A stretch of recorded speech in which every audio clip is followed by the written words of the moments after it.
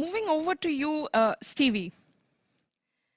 You like to call the Camel Soap Factory journey as a kitchen adventure, of course. And 2020 was probably the most adventurous year for you in the recent past, where you lost almost 90% of your revenues almost overnight.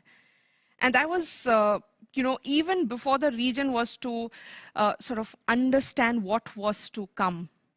But you chose to pivot quickly, protect the business, and added revenue streams. Could you please tell us a little bit about your omnichannel journey and how you leveraged technology? Hi, Rupata. It's so lovely to be on your show.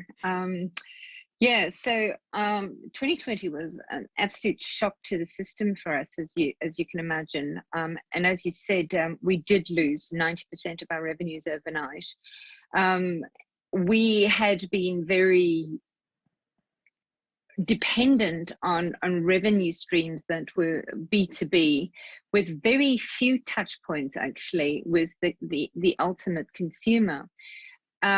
I won't lie and say that it was easy, but we managed to sit tight, and we very quickly expanded our focus from B2B to direct to consumer. So we developed a very new direct-to-consumer website, Natural Skin Rescue, and I'll talk a little bit more on that later, to allow us to reach the consumer more directly.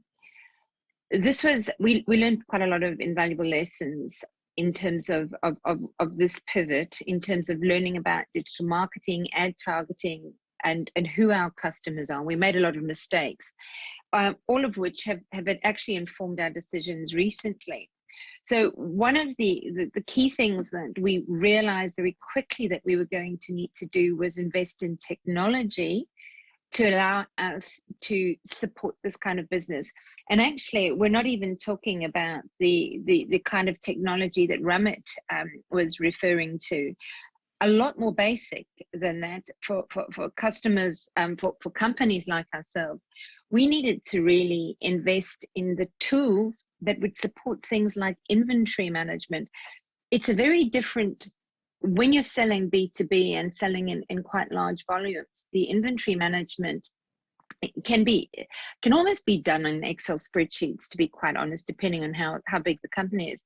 But when you start moving into direct to consumer, particularly if you're offering products across a number of different technology platforms, what becomes really, really important is how you manage inventory and how you manage getting that inventory directly to the consumer.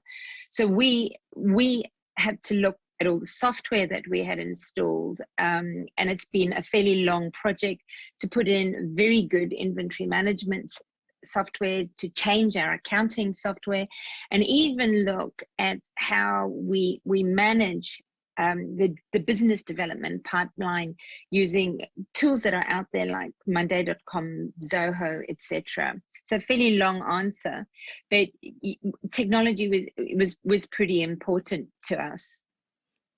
And very end-to-end, actually. You touched